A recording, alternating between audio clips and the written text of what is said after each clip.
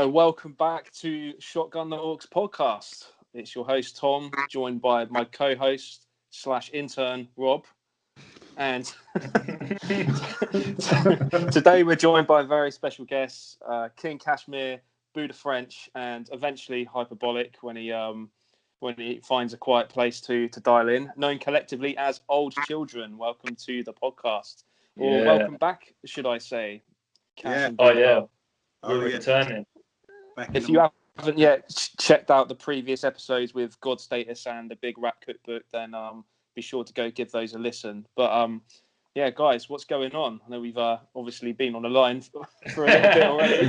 So let's just repeat what we said earlier. Are you good? You've done a podcast already. All good. All good, man. Buzzing to be. I'm gonna try to be the first one to make a hat trick of appearances, maybe. You got to spar with me, but you know what? Does my appearances count? I don't know. Not anymore, man. Not anymore. They may have done. Those days are numbered. Not nice. But no, Booda, man. I was going to ask, how's your dog doing? Because that photo you posted on Instagram last week amongst the sunflowers was pretty fucking majestic. Yeah, man. He's way more popular than my music is. I know that, man. Post the music, get 20 likes. Post a picture of my dog, man. Like, do you know what I mean? Goes crazy. But yeah, he's cool, man. He's all right. He's a handful, man. But he's chilling, in it, man. Like, he's downstairs, so I haven't got to deal with him. But yeah, I don't want to be sitting on the sofa with him, man. Mate, there was too much fucking leg in that picture. Not a leg, man. Too much leg. Yeah, I'm 80% leg. Yeah. I've got long limbs. Man. So it looks like Hyperbolic's trying to dial into the call. Well, why haven't you got the smallest screen in the world, man? Is that on the same as everyone? It's because I'm on my phone. I'm not on a laptop like you high rollers. Phone game. What's good, man? What's going on, man?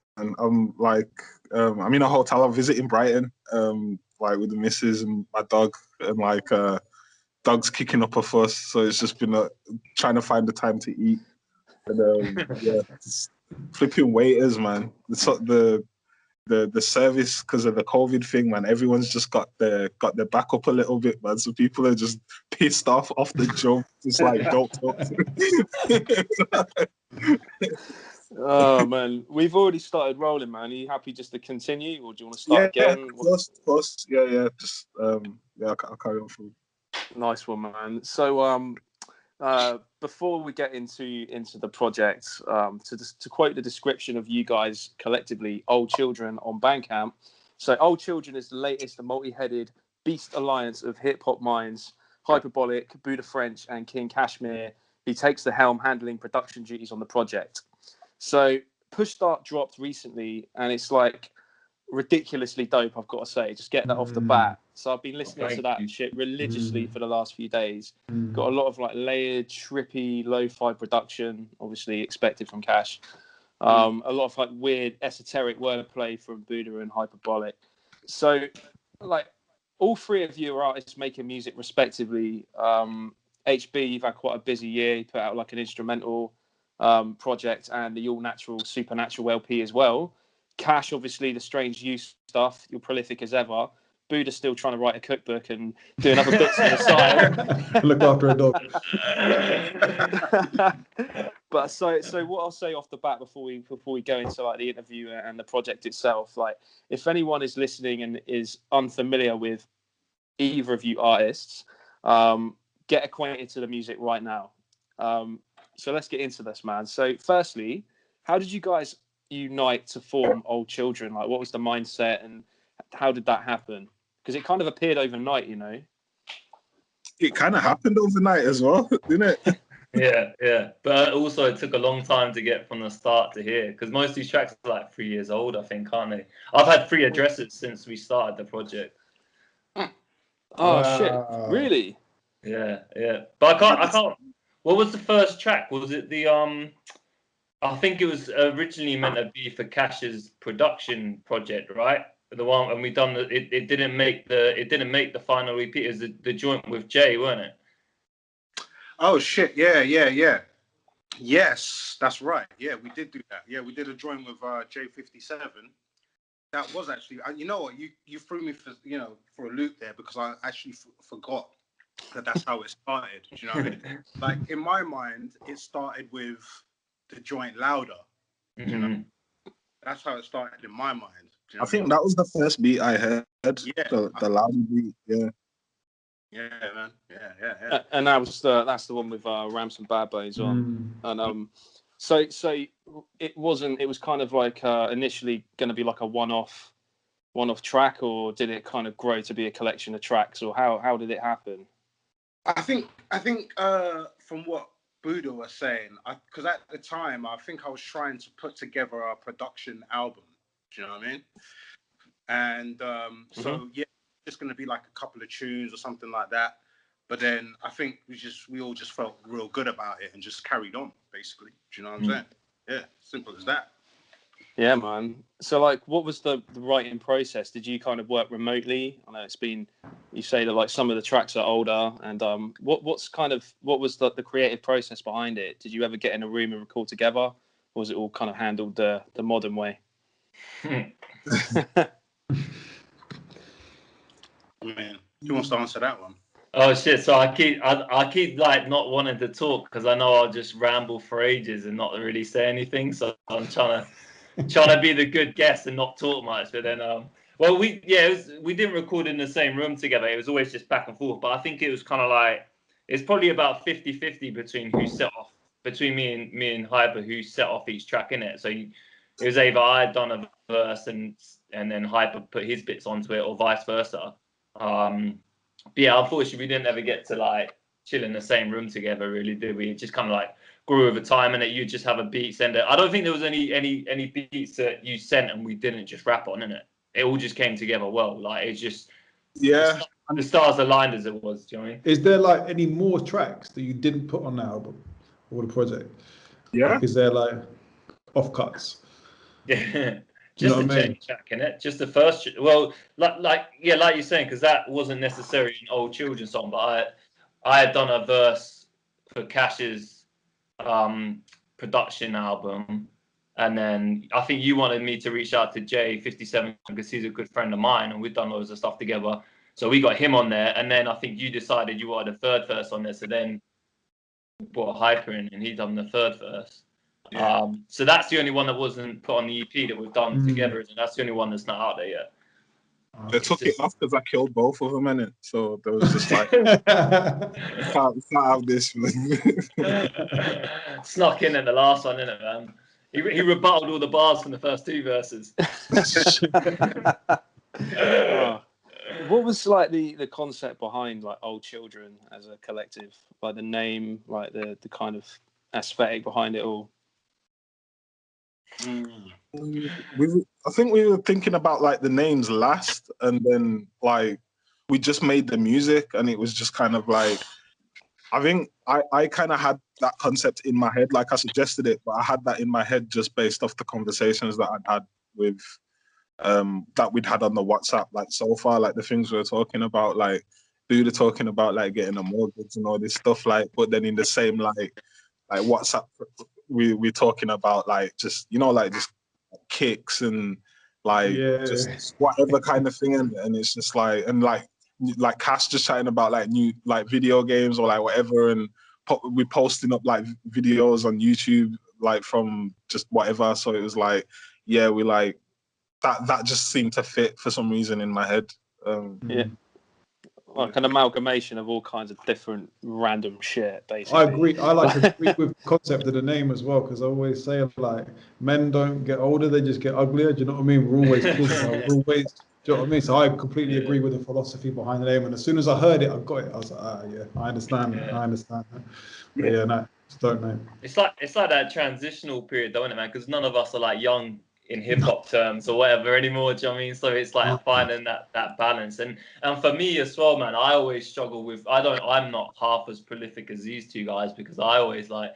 I take shit too seriously in it. So with this project, it was cool just to have fun with it and just like, you know, just say some wild bars, and there wasn't this, you know, there wasn't such a weight on it. Do you know what I mean? Yeah, with that being said, man, I think like quality. yeah, like I knew ridiculous. you could spit, man, but I mean, Yeah. you leveled up for this. It was fucking ridiculous. Yeah. Both of you guys just like really complement each other's styles as well, and like over the kind of cash soundscape you've created. It's just it's just something special, and I feel that I fear it's going to get slept on. I really hope it doesn't. Do you know what I mean? And I really want more people to hear it. It's like one of those. I was listening to kind of Metron's Chair, and I was just like, this beat is ridiculous. Like, I don't really want to kind of pry and ask like what the sample is and stuff, but you know the rhythm and the melody in the background, it's really familiar to me, and I can't put my finger on it, and it's been really pissing me off for a couple of days. But I've been sharing that about that tune. I've been like, you need to listen to this. This is so sick. So no, gents, honestly, like off the bat, I'll just say, yeah, really sick project. You've like hit gold here somehow. Great, like winning combination. I'll tell you what the sample is like after. Yeah, of course, man, of course. Because it's a piece to listen to anyway. You know what I'm saying? Word. Sick. Yeah, you know what? Hang on.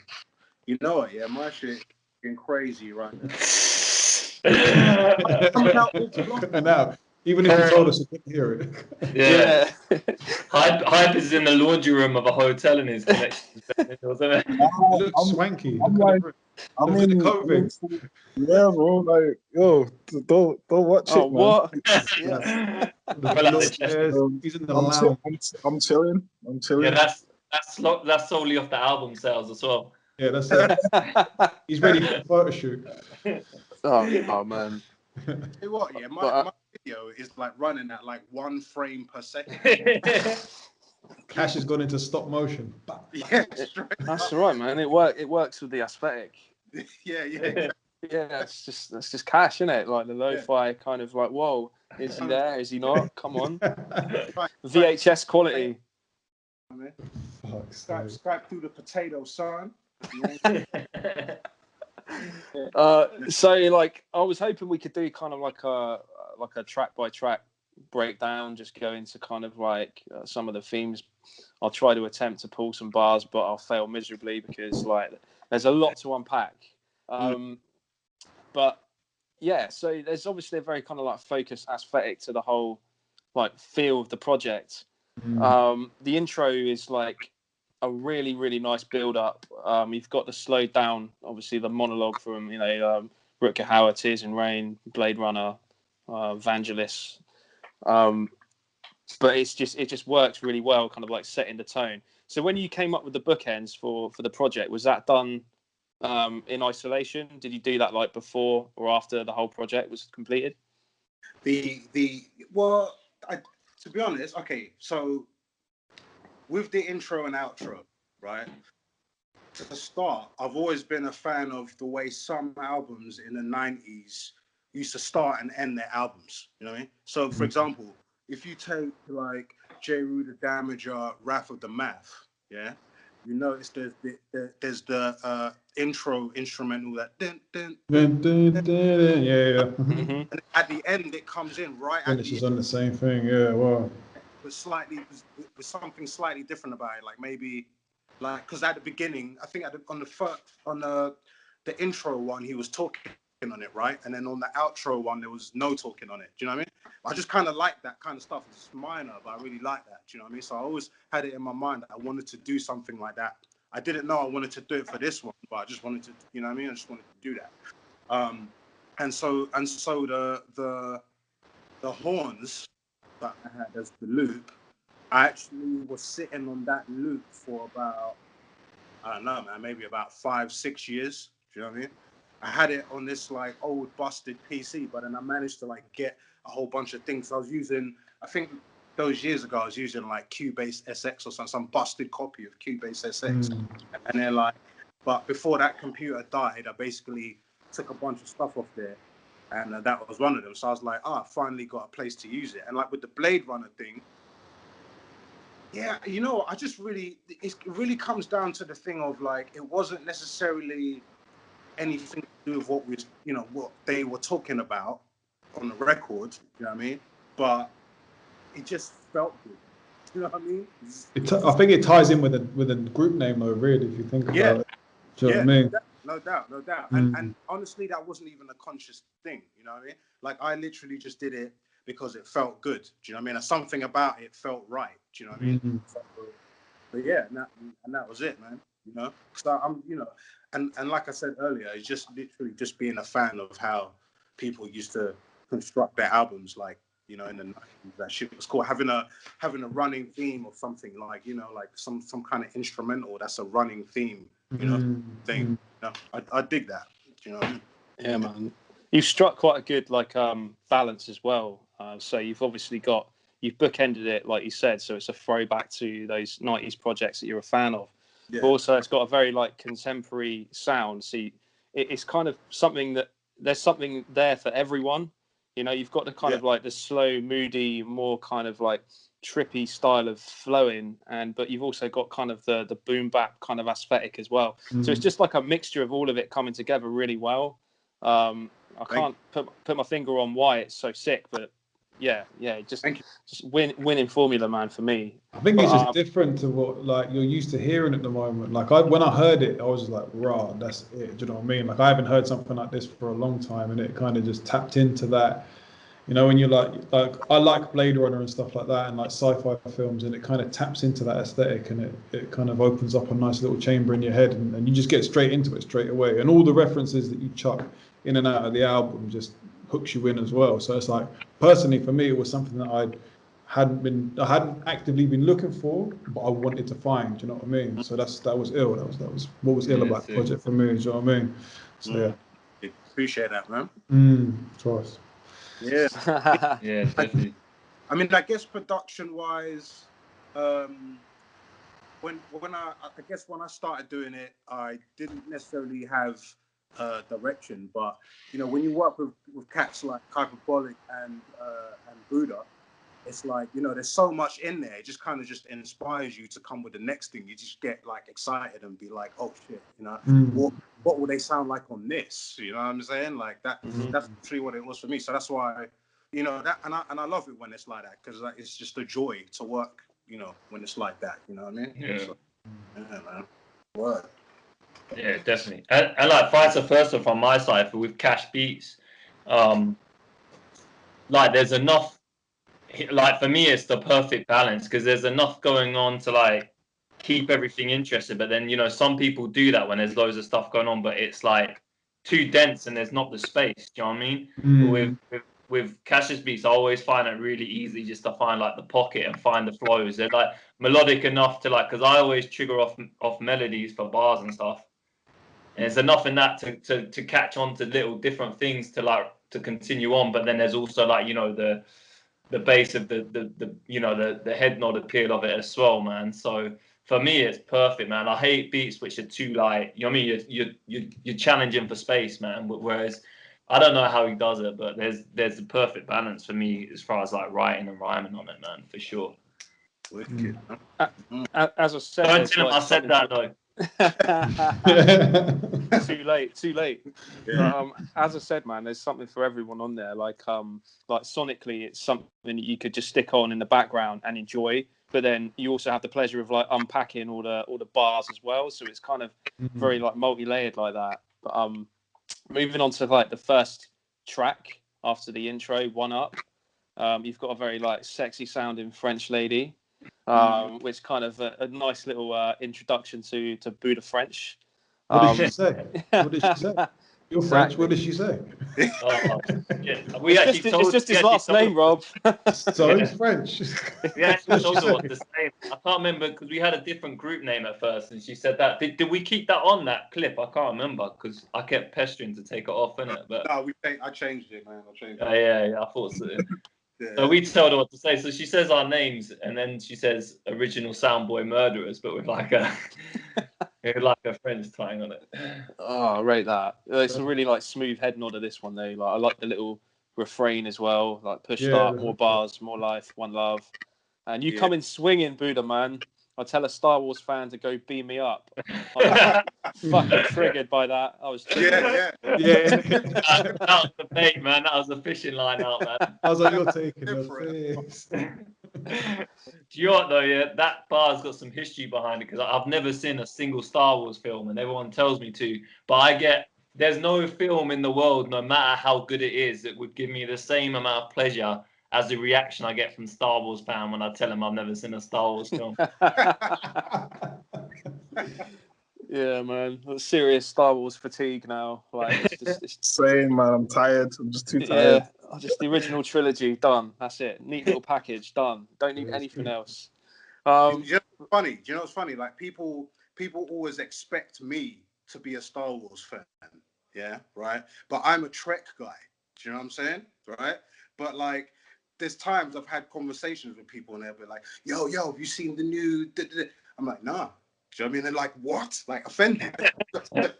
I'm like, yeah. You know, I don't hate Star Wars or anything, but I'm just more like, I think it's just you know what I mean? Like certain family around me used to be just mad into Trek. So like I just ended up getting into it. I think Star Trek's more like hard science fiction. Yeah. And Star Wars is more just like fantasy adventure in it, and it's like they've like aped the kind of like samurai stories and all of that kind of stuff. So it's very different. Well, one way I've heard it described is like you can look at Star Wars as rock and roll and Star Trek as like classical music. You know what I'm saying? Yeah, man. Yeah. Like a true Trekkie. yeah. That's another podcast in itself, isn't it? It's like, we'll talk after that. We'll talk offline. I feel like I can just fade into the background now, and I've lit the fuse. So we're gonna kick off on the comments. Exactly, man. I tell you what though, right? With that One Up tune, right? The beat for that came straight off the back of. Around that time, I was just getting into like Japanese hip hop, basically. Do you know what I'm saying? And like people like, you know, like Booda Monk and all these kind of people, yeah. And like I got so into it, bro. I can't even like tell you, man. I was so into it, Japanese, like the Japanese, just like nail every type of music, every type of food. Like Japanese jazz is like the best.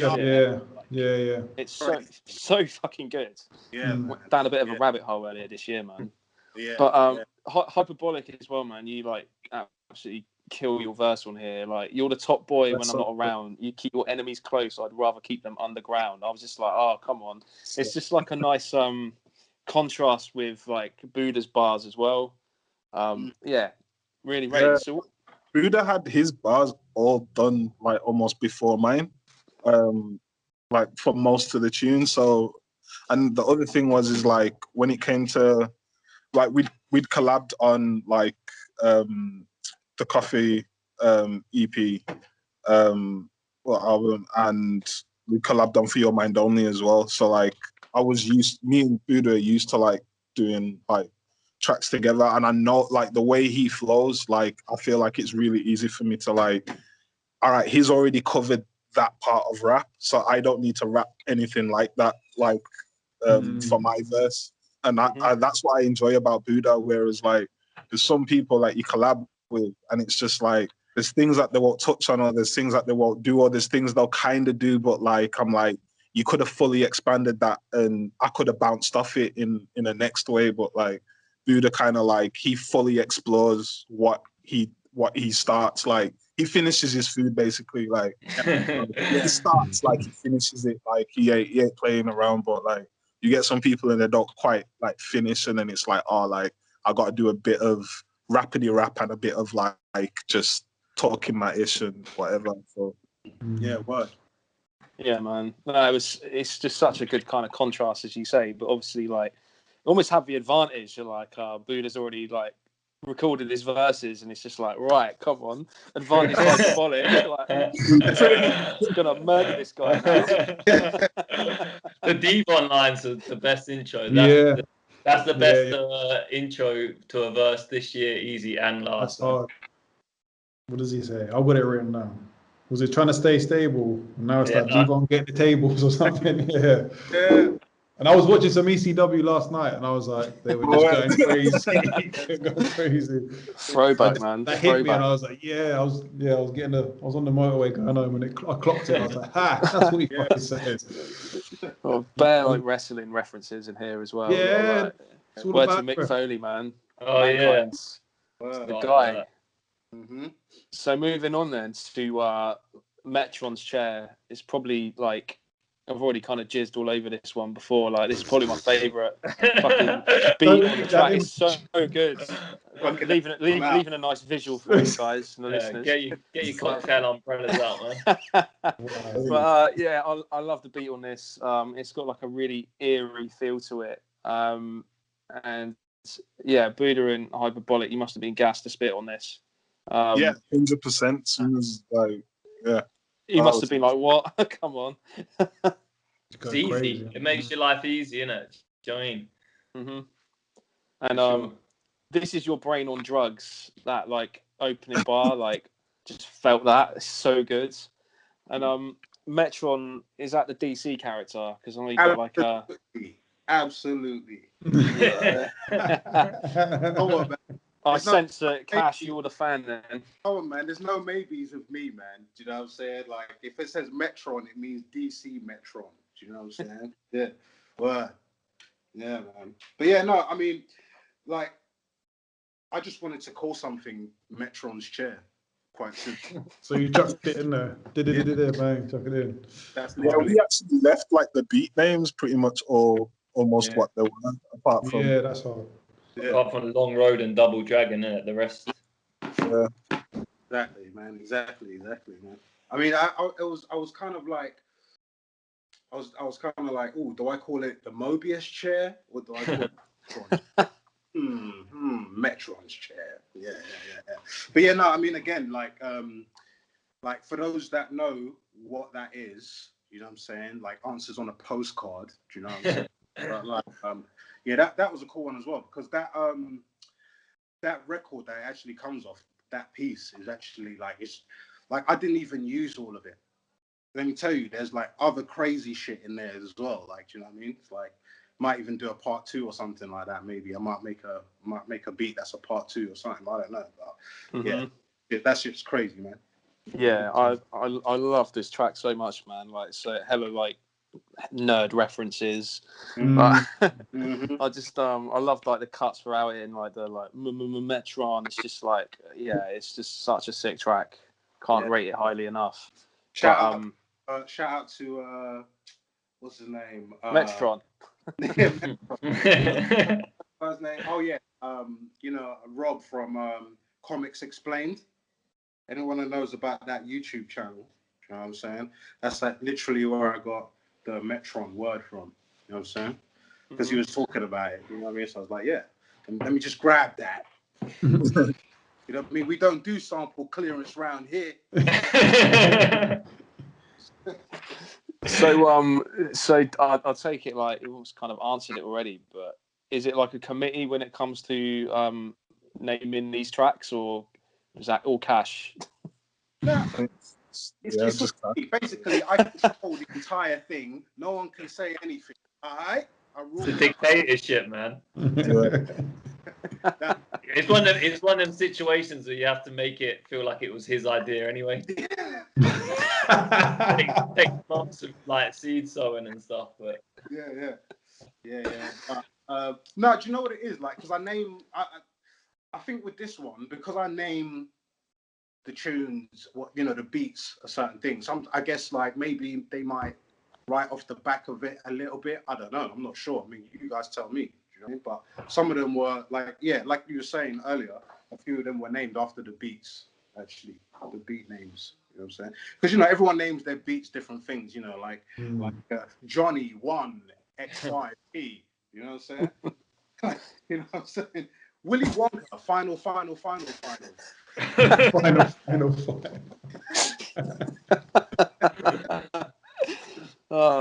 Moving on to track 4, Abin Sur, which is another reference to a DC character, if I'm not mistaken. Of course. Yes. Another DC comic reference. So he was a member of the Green Lantern Corps. I did my research. Yeah, I had to Google that as well. He was a legendary member. He was a legendary member of the Green Lantern Corps, and actually, he was the one that passed his ring over to Hal. You know what I'm saying? Who some say is the greatest Green Lantern to ever exist. Yeah. Well, there was more than one. Now you're hearing the children in the old children currently. Now you guys understand. You know what I'm saying? Exactly, man. Yeah, I did a little bit of research. I had to Google Abin Sur. So besides from knowing that he was a DC comic book character, according to Wikipedia, he was based on Yul Brynner, who of course was known for playing the killer robot from the original Westworld. Nice bit of trivia, but I digress. Back to the hip hop. I didn't know what none of. I thought like the beat names were like sample references, because that's how I used to do it when I made beats. Is I'd name the beats, the sample, so I could remember. So like I thought like Abin Sur was like a Finnish prog rock group or something like that. Do you know what I mean? Now, do you know what? Right? You make a good point, yeah, because basically I never used to name the tunes after the samples, yeah, until I started doing the God Status shit. Because when I did the God Status shit, the label was like, "Yo, we need to know everything that you sampled." Right?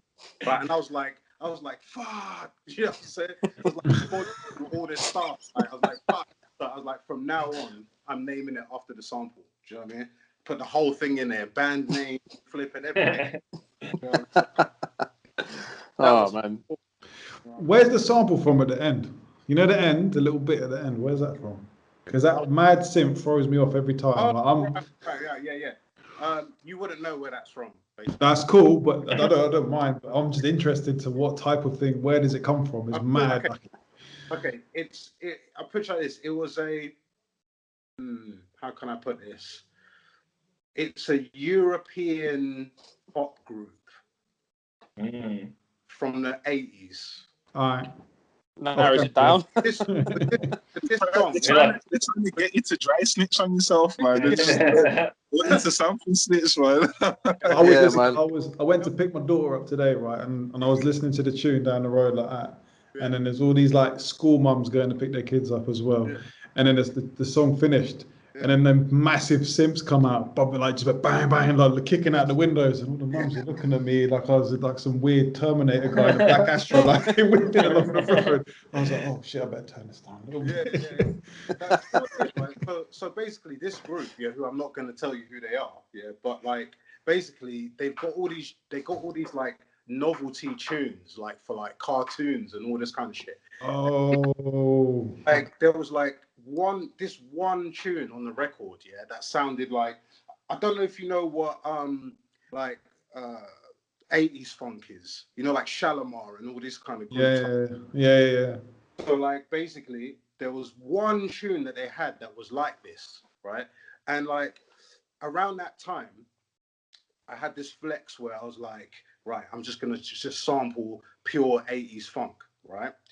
And then I just had this flex where I'd like chop, I'll get like, I don't know, 8 bars worth and a bit of vocal as well, chop it up and then like slow it down like crazy, you know what I mean? And I'm just making beats. I got like, loads of beats like that, which obviously never see the light of day. But that was using that technique there, do you know what I mean? Just came out quite interesting. Like, it always sounded to me like the sort of like starting screen of like, a Mega Drive game. Yeah. Because like Mega Drive music is quite harsh in comparison. It's like 16-bit or whatever. You know what I mean? It's had that weird like. I know what you mean. Yeah. Because if you look at Super Nintendo music, it's quite smooth, isn't it? Like smooth synths and all this kind of shit, And like Mega Drive music is just straight up like, We've gone off on a tangent, man. Like, I'm just thinking like this is going to be gold for the little trailer, man.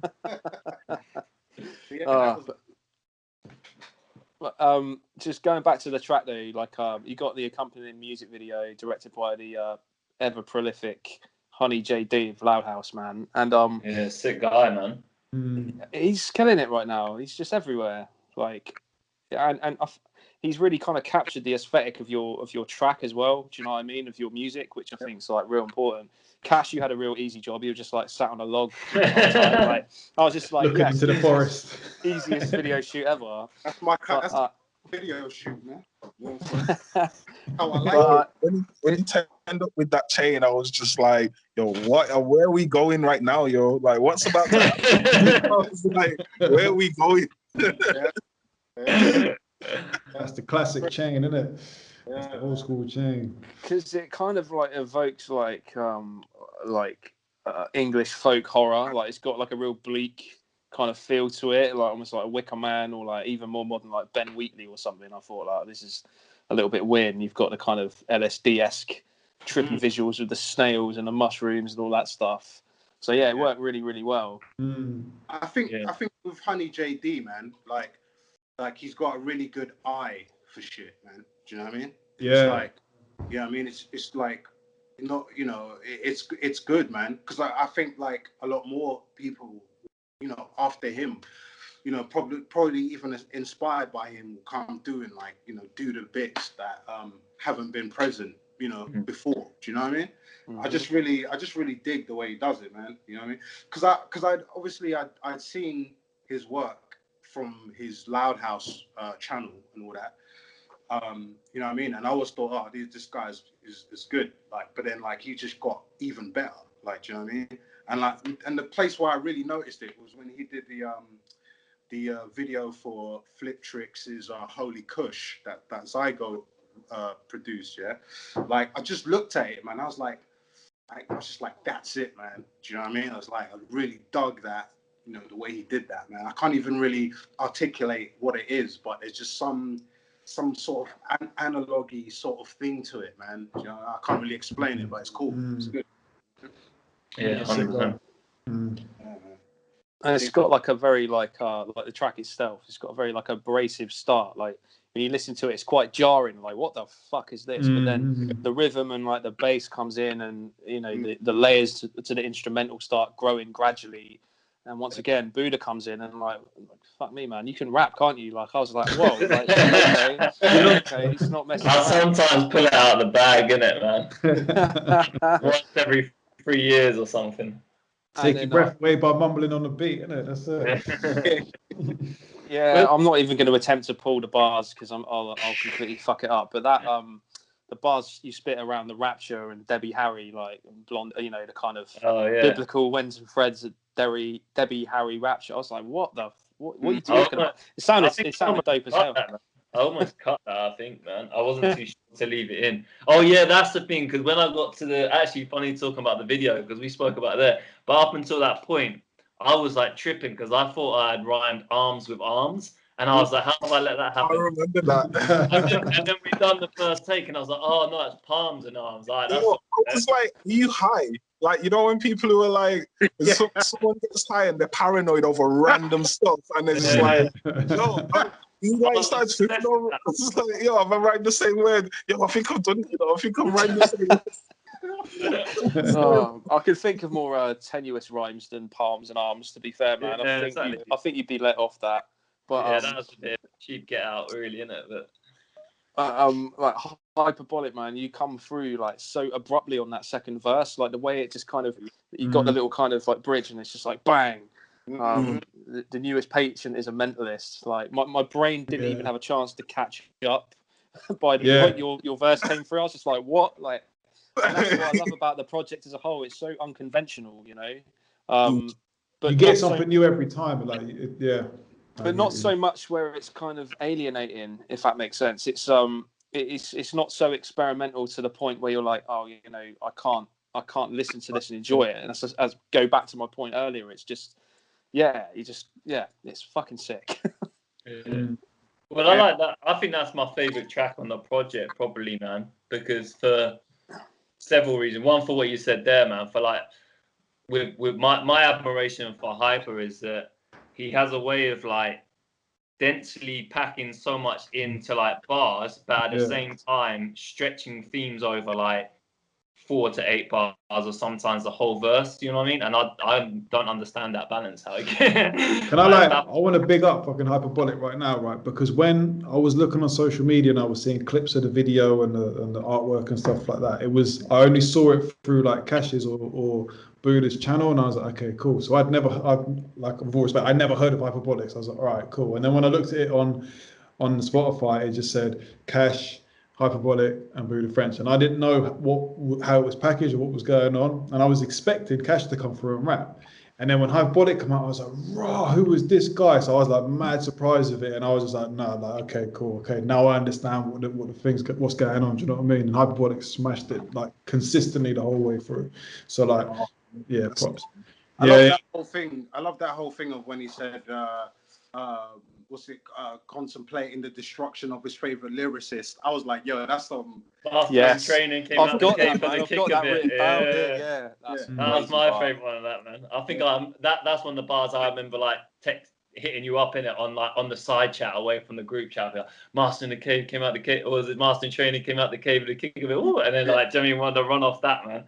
I like but Booda, because you've written your bars before that, do you have like a big like egotistical moment where you thought he was talking about you? Nah, nah, man. Because the best bar of mine on the project to sum up my feelings about this is when I say, just trying to keep up with Jen's bars and not ruin these Cash beats, because like for me, and like I mean, Cash is super humble, so he probably won't want me saying it, but like I've been a huge fan of Cash since I was like in my teens, literally. So for me to do a project with him is insane, and I'm a huge fan of Hyper, man. So for me, if I don't embarrass myself, I'm buzzing. Do you know what I mean? I just try to fill the gaps and then keep it moving. Nah, man, you hold your own, man. You hold your own, and then some. So do you know what as well, right? So with Hyper's verse as well, yeah. Like the reason why it came in like that as well is, again, it's me sort of like being inspired by things that have happened before, right? So like, for example, like I was always a fan of the way sort of early Wu-Tang would do certain things with their choruses. Do you know what I mean? So like say like the first chorus might be the whole chorus, right? But then like the second chorus will be chopped in half, and then the next guy will come in. Like, do you know what I mean? Like if you want an example, think about Winter Wars. Okay? Like listen to Winter Wars, yeah? Like especially when Badbonez verse comes in, yeah, right? Like flipping the chorus goes on, and it's like I don't know, like half of the chorus and then a little bit, and then his verse comes in. I was like, yo, that shit. I always thought that shit was dope. You know what I mean? And like the way he started his verse, I was like, yo, shit, I can do that. That was it. So like, yeah, that was that. And it fits the mood of the beat perfectly. But even like the way that beat progressed as well was mad as well, because that wasn't, because you flipped it in it after we'd recorded the verses. And normally I'm super precious about that, because like, yeah, I thought I've got to rewrite or re-record. But and the way Cash done it was so different from the original one. The original one was pretty much the kind of intro throughout almost, wasn't it? Like, and then you completely smoothed it out. And at first I was like when we heard the beat without the bars on it, whatever, I was like, oh, is that gonna work? And then it just sounded like I preferred the last version. Like it just leveled it up. Like I was baffled, man. It was sick. Yeah. So sick. Yeah, man. awesome, man. So moving on to the next track, Louder, with Jazzy T and Ramson Badbonez. So yeah, it comes through just like that. You know, you got the big drums, you got the eerie minor keys, the 80s sounding horror synths.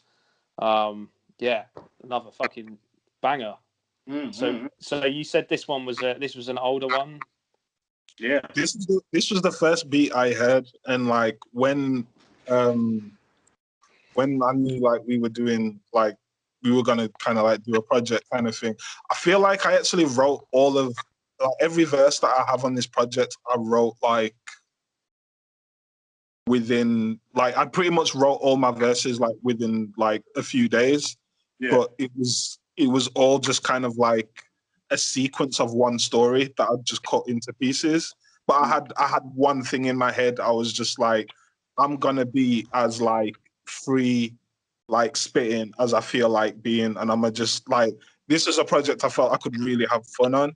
And like, it's so mad Cash mentioned the Wu-Tang thing, because I'm like, that's something I'd always like loved and been like, I'd always been such a fan of Wu-Tang in so many ways, but one of the main ways is like, I felt they were all just, they were man them in it, and like there were boys who would like, you can imagine them all just not playing FIFA together, but playing whatever the American like, you know, just like jamming, and just like when they have the skits and they're talking about like, oh, yo, you let my killer tape, like that, yo, that ain't got no, like just the way they're talking that. And I was like, I don't really feel like rap groups have that same type of like camaraderie, like in a way where it's like, oh, you lot really have fun with your music. It's like, it's so good like trying to kill someone on a verse, but you want to like have fun with what you're saying, because sometimes I don't rap like this like way on my own projects, and sometimes I do. It just depends. But like I felt with this, I could just kind of like, yo, especially like the first projects, I was like, yo, we can just go off. So when I heard Louder and that beat, I was like, so this is what we're doing. I was like, all right. Yeah, for sure. And the sample as well is okay. I'm not gonna exactly say what the sample is, but afterwards. I tell you what, I give you a clue, I give you a clue, right? It's got something to do with an airship. It's like a fucking pub quiz. Yeah, innit? Yeah. Hang on a minute. An airship? What? Like? Oh right, I'm gonna say. Yeah, come on. Is it Led Zeppelin? Right. Nope. That's the only thing I could think of airship related. Sorry. Even if it was, would he say on the podcast? It's true, man. Just think about it. Yeah. Airship. Yeah. Airship. Whoever guesses the sample, like message on the. Yeah, exactly. Yes.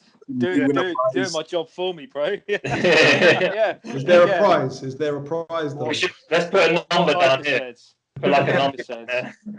Tom's number. Could I have Tom's number? Oh man, but yeah, like obviously, like Ramson, he kills it as always as well. Like he just fits into the project seamlessly. I really rate the Rory Breaker reference as well. I was just like, where do I know that name from? Lock, Stock, I and Two do. Smoking I rate Barrels. that. Yeah, that's like a '90s reference. But I like the Big Breakfast reference. That was the best one for me. That killed it. I clocked it. I didn't even know anyone would get that. You know, the mad thing is, but I was just like, I kind of don't care if people don't get things, because I know like someone's gonna say it to you. Oh, like that's from this, and then they'll be like, oh, what? And then they'll be like, oh, damn, that's what he was on about. So. But I'm so like I'm enough buzzing that you said that, actually, because that was that's my favorite. I was like, yeah. I don't know if anyone's gonna catch that, but yeah, that's sick. Because I've been up since Big Breakfast too.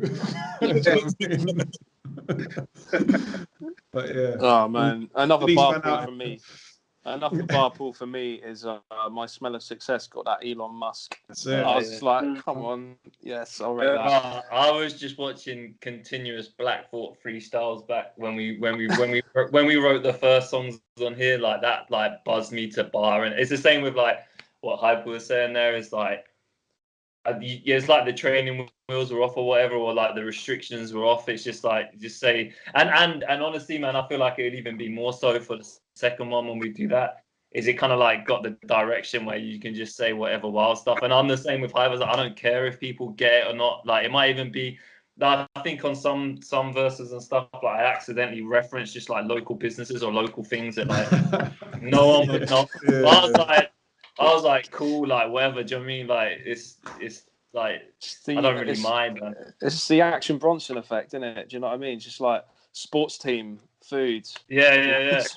Fine, like it just sounds dope. Problem with it though, isn't it, man? It's like get what Hype was saying about just being like just catching jokes with people and stuff like that, and just like not giving a fuck. Like I personally, like with the Wu-Tang thing as well, is like I personally drew a lot of like, not from the sound or like how we're gonna rhyme or whatever, but I drew a lot of inspiration from say like Run the Jewels or like The Alchemist and Evidence Step Brothers stuff. When you can tell it's like, all right, not to compare what we've done in hip hop to them, but you can tell they've been about for a bit, and now it's just about like doing for themselves in it and just having fun and stuff, and like comes off in the project mad as well.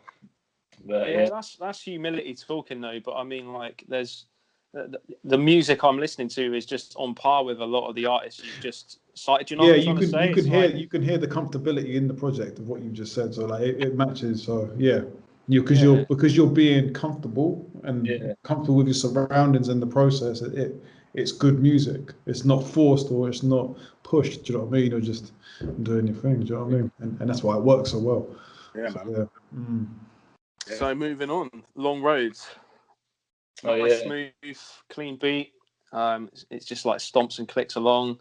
The keys come in. It's like a nice, like dreamy soundscape. Everything seems stolen, like Debo's bike being a bar that stuck out in my mind. But what's the story behind this one? Is this like the only like kind of loose topical one, isn't it? From like really like that's the only one that. But again, like Cash done some wild shit with the beat and with our vocals as well. He had to twist my arm on it as well, like in it. But I need to just like have all faith in Cash in it now from going forth. Yeah, because we did have a different beat, man, initially, but I think I don't think, because when I was speaking to you about God Status before, I was telling you guys that I flipped the whole thing about 3 or 4 times, innit? But like basically with this one, I wasn't gonna do that. But when we initially did finish it, right? But then I think we sort of like fell back a little bit because it was like, all right, maybe some elements aren't quite right, or maybe something like. I think like I think there was a couple of verses that you guys wanted to re-record or something, you know what I mean, or some stuff like that. So I used that as an opportunity to go back in on certain tunes, and like the beat that we had for Long Road originally was cool, but I was like, nah, I got this other thing, which would be cool, which would be cooler. Do you know what I mean? It kind of worked out for the best, I think. I mean, I was a hair away from flipping this one Jason Donovan. Yeah. Saying, I was like, shit, man, that might be a little bit too on the nose. You know what I'm saying? It's got to be done. You got to do it. You got to do it now. Number 2. Yeah. You can't, like I hear Jason Donovan got them sharks around him, I'm sampling his stuff, you know what I mean? Send in the dolphins. Yeah, that's it. Send the dolphins. Exactly. Oh man, I got to ask about that dolphin shit. So you know that going back to Abin Sur, it's like, if you're here, who's feeding the dolphins, kids? So like, I googled that bar in preparation for this podcast. And nothing came up apart from it's not a reference called Dolphin Facts. Yeah. and here's one of my favorites. Did you know that dolphins start life with body hair? Newborn calves have hair on their rostrum, which is their beak, that falls out soon after birth. This is believed to be an evolutionary remnant from when they lived on land. What the fuck? That's bad. He's opening a whole can of worms here. You know what I'm saying? Oh, bro. Wait, dolphins were born with a beard. That's what you're saying. That's bad. Mental, but that wasn't a reference, innit? A couple people said to me, like, what are you referencing there? But what it is, because we recorded it all alone, and like I record just in this room, I'm here, and I don't have very good focus, I get super bored. So there's a few intros where I'll just be talking to myself before like verse, and I'll just say stupid stuff. Like there's one on Double Dragons as well. You kept it in. And there was another one, obviously haven't said. There was another one, and like Cash kept it in, and like I've been like campaigning for 3 years to take them out, and then, man, I don't remove intros, man. Next time I'm not saying nothing until it's my verse. I'm not even gonna ad lib it, innit? Just. I rated it. You don't do that no more. You know what I'm saying? Like, if you think about how people used to waffle at the beginning of their tune, I love that. It's a natural thing. It's a natural thing to do. You sit there bored waiting, so you have to talk, isn't it? In a lot of like West Coast projects, especially, do you know what I mean? Like Cali shit, man. Like it's like You're bigging up on people. about all kinds of shit. Yeah, you big up people you don't know. And you just talk shit. Yeah. Having arguments with people you're not even there. Yeah. It'd be like Cool Keith who'll be like, yeah, you know what I mean? I was just at the store yesterday, bought me a Mars bar. Like, that's the thing. If you do a track with me and I'm producing it and you waffle at the start, I'm keeping it in. It's there. Yeah, man. Goes, man. And it also kind of like, it kind of highlights the artist's personality as well. Do you know what I mean? You get a bit of a window into the weird, warped mind of Booda French. Exactly. I'm an aquatic mammal fan. Hitting you with the big questions. You know, it's funny. It's funny. Yeah, we're joking around, but that's actually why I do that. Do you know what I'm saying? That is literally the exact reason why I do that. Do you know what I mean? Because it's like, if you just rap, right, then it's almost like you're a bit of a machine. Do you know what I'm saying? Like, sometimes people got to see that you're actually a human being. Do you know what I mean? Like, if you are a human being, that is. No disrespect for all the cyborgs out there. You know what I'm saying? Is that another Star Trek reference, Cash? No, I'm just talking about cyborgs in general. You know? All right. In general, yeah. That's okay then. I discrimination. I do love Star Trek, man. You know what I mean? Let the fourth be with you in that. Yeah. I'm catching the train up to Ipswich, yeah? Yeah. Joke's on you, man. We don't have trains here. Yeah. One day. Oh, man.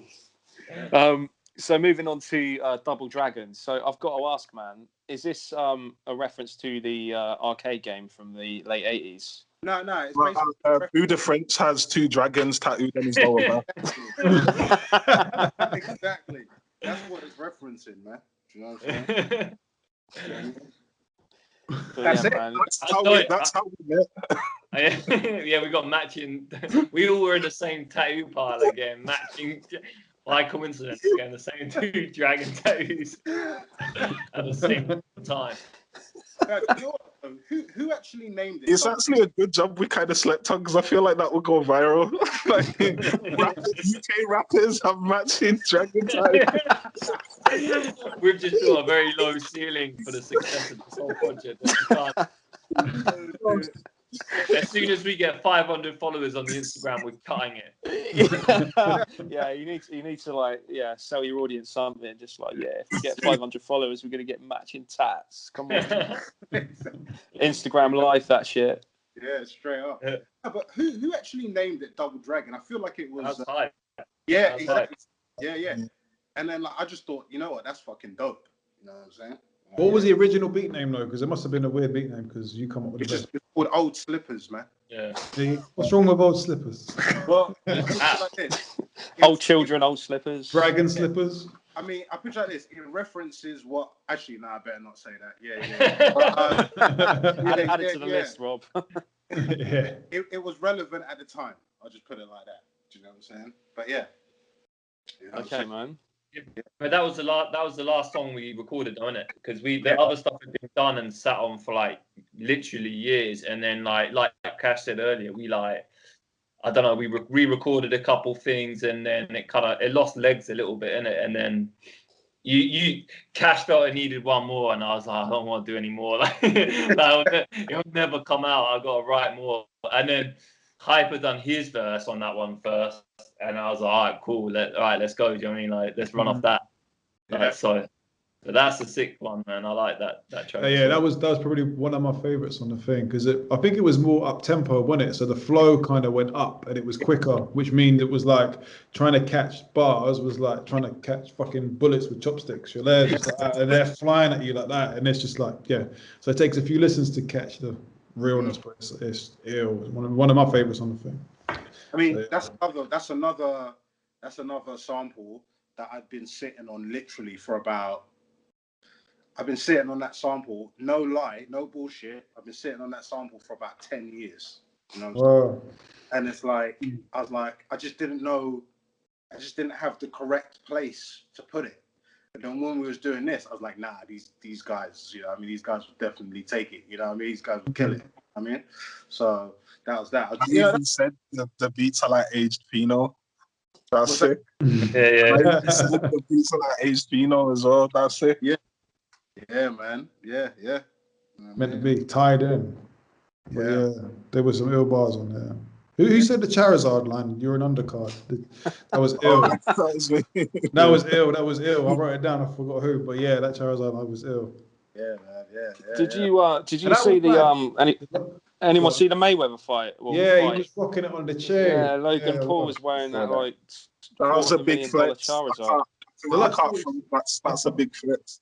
I googled it. It's like 40 grand a card, or so that for that card, or something stupid. I think that was like $250,000, wasn't it, or something Was like it? that. It was something ridiculous. That's a big one. Why? Hectic. Why? I understand trainers. I don't understand Pokemon cards, man. Fuck, what's that?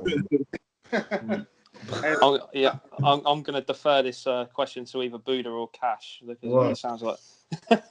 About what? The Pokemon. What's the appeal? I don't know. I've never been into Pokemon, man. And like when I was younger, I never was allowed that stuff in it, man. Like, I had like £1 a week for like, you know, a packet of Steve Bold football stickers or whatever. But like, I never got into it, man. Like, I can't. And even when the Pokemon, like the new shit came out, I just couldn't wrap my head around it. I'll get, you know, it's the whole collection thing. I get stressed out having shit, so I don't like collecting stuff. Same with the trainers as well. I got friends who are like trainer collectors, and I'm like, yo, you got 2 feet, man. You need trainers to walk in, trainers to run in, you know, trainers to go to a funeral in, and that's about it. You know, trainers to go to a funeral. Nothing else. The appropriate. Triple blacks. You got the triple black. Yeah. You know, be respectful. I never really knew about Pokemon, but like I always liked Charizard, so that was that bar definitely resonated, man. I mean, when it comes to like card stuff, I'm still stuck on, you know, goddamn Garbage Pail Kids. Son. Yeah, of course. You know what I mean? Do you know what, though? I wish I did know more about it, because I just like the phonetics of the names. Do you know what I mean? Like, I wish I knew more about it to drop it, because, like, you know, regardless of the reference and stuff, I just like the sounds of some of the names and the languages. It rolls off well. Yeah, Jigglypuff. There's one for you. What rhymes with Jigglypuff? I'm sticking you up for your Jigglypuff. Oh, come on. Let's go. You rappers. You rappers. Yeah, all right. I can do podcasts as well, all right? So that's not... Lastly, you've got the outro. Obviously, we talked about that. Like, book ended really well. You got the Evangelist, Tears and Rain stuff. My only qualm with the project is it's too short, which isn't really a complaint. I think it's a perfect length. It's really like digestible, especially like at the moment as well. You know, people with short attention spans and everything else. It's a really good length. So pause. Good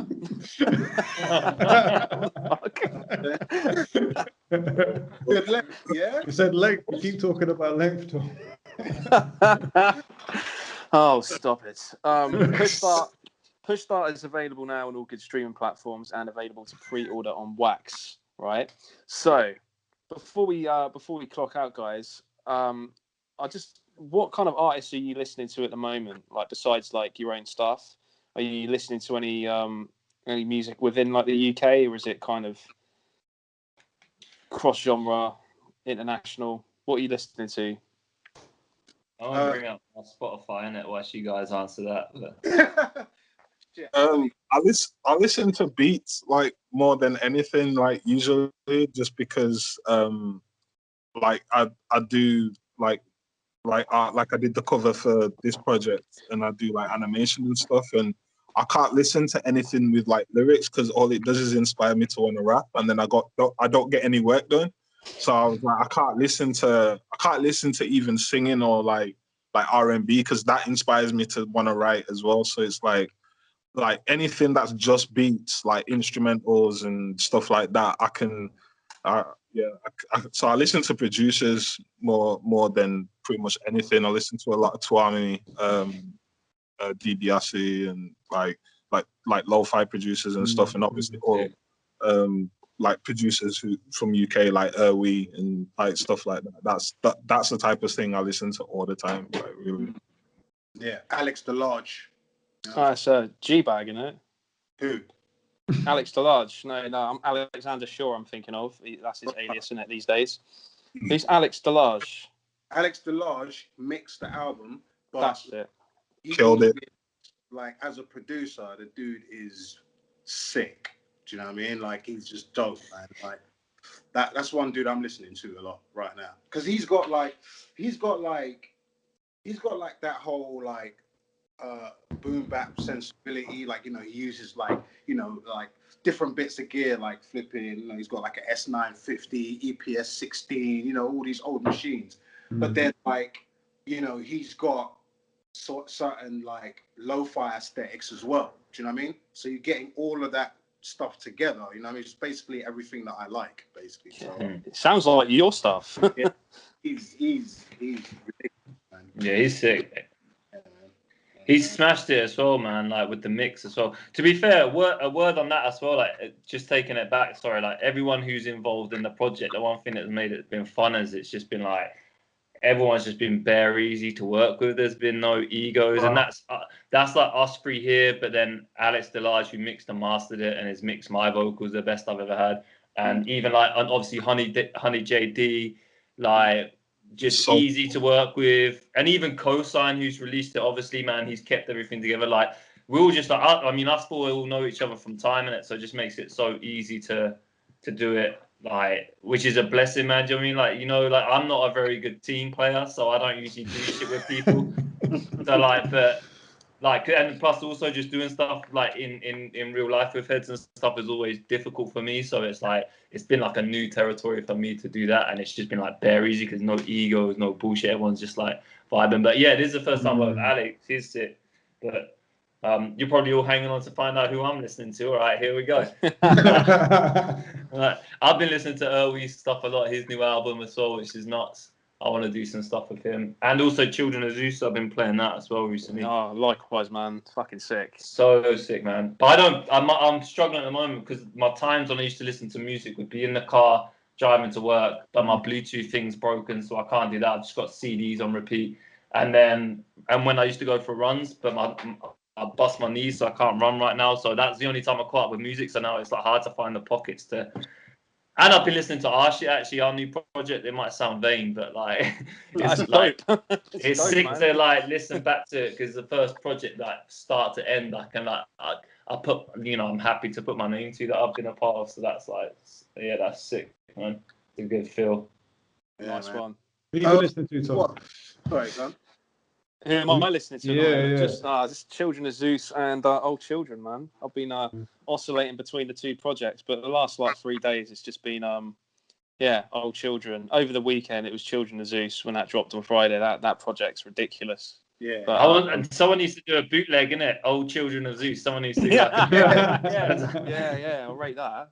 Make the move. Make it happen. I actually went to their listening like event for their last project because they had it in Sonos store and like one of my boys like messaged me and he was like, yo, like you heard the Children of Zeus. I was almost like, have you heard the Children of Zeus? It's just like like they're gonna be at the Sonos store, they got album launch and stuff. I was just like, so I was like, we can't just go, and he was just like, nah, like we can, like my boys like says we can roll in it. So I was like, all right. So we just went and it was sick. And like I think them individually, I think at just different times in my life I'd like heard, but in terms of like as a group and like like it takes a bit of time to buy into like a group sometimes because it's multiple personalities and stuff like that. And what you were saying about like you hope like this doesn't get slept on, it's like I think like our personalities and like what we try and put across as a group like comes across very well with the Old Children project and like what we're about, and like in terms of like our like religious views and like political views and all that kind of stuff. I ain't trying to put that across in just the EP, man, because it's a lot to unpack. So it's like, like you can listen to my own music for that, or you can listen to Buda's own projects and obviously everyone knows like Strange Union knows all that thing, so it's like us, our identity together kind of thing. Yeah, like I see a lot of my admiration for Children as Youth, like in us putting this together kind of thing, because they just got such a sick dynamic.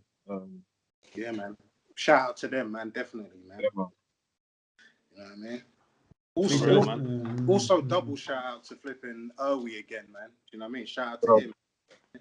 Like that guy's incredible. If you don't know about his shit, like check him out, man. Do you know what I mean? All the rare God, man. Wonder as well. Like Wonder's probably the most slept on producer in the world. Like in like I would even say in just UK, like Wonder's like truly a goat. So yeah, man. But Yeah, I feel that like need to kind of like shine a light on producers more. You know, in the UK, like We're saying that, innit? yeah. Well, me and Rob were chatting yesterday about this. Like, you know, rappers get all the love. Producers are just like they do get love, but it's not the same. Do you know what I mean? They're just kind of like doing the work behind the scenes. That's so it. It's good to kind of give him props. And I was speaking to Melbs the other day, and he said that Trillium produced a track on Mac Hommy's album or something. Oh, yeah.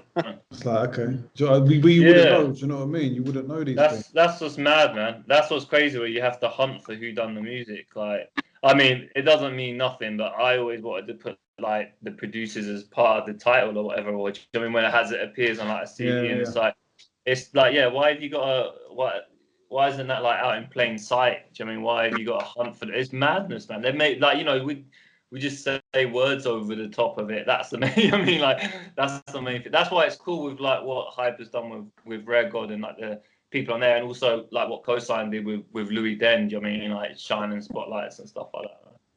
It's sick. I always like to keep on that outside looking in. Do you know what I mean? Speaking of producers, yeah, Hyper's got crazy beats. Oh yeah. You ain't even talking about it, man. I didn't even know. Yeah, I was literally like randomly scrolling through Instagram one day, saw him on the SP. I was like, God damn. I'm gonna check them out. I want to hear them. He's sick, man. He's sick. Ridiculous. Yeah, well, I have to add some of this stuff in the notes as well on the podcast when it drops. Yeah, we got on the next EP or the next project or whatever it is, man. We're trying to get a verse from Kashmere and a beat from Hyper in it. Flip it, yeah. Way Booda's saying that, yeah, but you know, did you lot know that Booda's got beats too, as well? Yeah, right. He doesn't like to chat. Got beats. I'm trying to hold on. I'm trying to get on the third one, man. Look.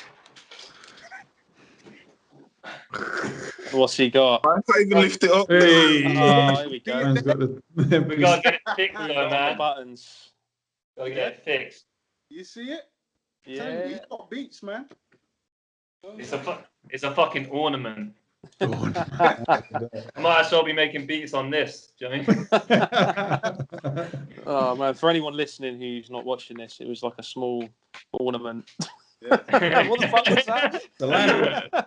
Yeah, it's a Land Forget Rover this is a podcast. Oh yeah, people can't see everything. Zero context. I displayed the MPC 2000. Secondly, I made a seamless segue into holding up an ornament.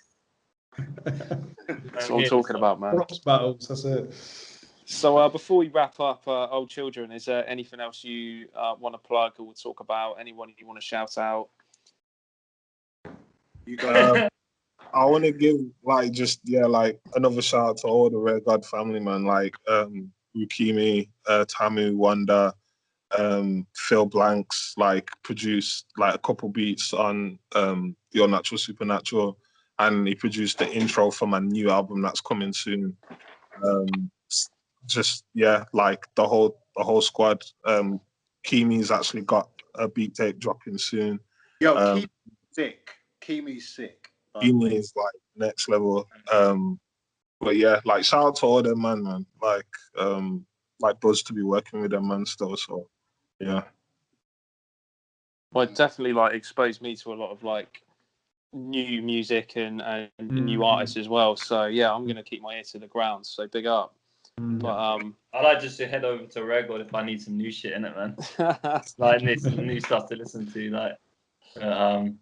But yeah, I don't know this out. I might as well plug, man. I'm almost finished my album. That takes a long time. I'm not as what's the word? Productive, proficient as these guys, but I got an album. That's the one, yeah. So I got Losers Victory Lap coming out, man. I've like pretty much recorded everything. Like I got some sick beats on there. Cash done my favorite song that I've probably ever ripped for a solo one on there. But like Jaisu, Seal Snares, Cosign's got to be on there. Cuthbert. I got Jest on the track and my friend Carnell on the track, man. So I'm buzzing about that. We're trying to do a 7-inch as well, which with Jaisu, we've done 2 joints. So just trying to get that sent off, man. But vinyl's crazy right now, man. You got to wait until like the next century to get that back. Yeah, I didn't realize, man. I might not even be interested in doing the shit by that point. But yeah. Cash, man. Yeah, I guess shout out to my Receptor family. Shout out to everyone at HF. Basically, lots of new stuff coming, man. Do you know what I mean? Like I've got a good few production projects coming and a few like rap projects as well. You know what I mean? Like there's more Strange You on its way. Got a project with Erwi coming. Like, Yeah. And I'm doing what else is going on? Yeah, just lots of stuff, man. Just keep your eyes and ears peeled. You know what I mean? Nice one, man. And I mean, if anyone's listening to this and hasn't checked out Old Children yet, then make sure you hit that up on streaming platforms. As Booda alluded to, it's available to pre-order on Wax, but there is a bit of a wait. So in the meantime, just get yourselves acquainted because you won't regret it. But gentlemen, it's been an absolute pleasure. Thanks for joining us on the podcast for a chat. I hope to see more of you guys in the future because it's like something special, honestly. We've been Shotgun the Orcs. Check us on all the usual platforms. Go like, share, and subscribe. Pleasure again, gents. And we're out. Yeah, thank you, man. Appreciate it. Thank you. Hey. Stop this recording. James Diff, see you later. Yeah, I don't blame him, to be fair, man. Never done a podcast before last, though. I know that there's the fake outro and then the real outro. Fake out. Thanks for that, though, man. Appreciate it. No worries. Honestly, though, like.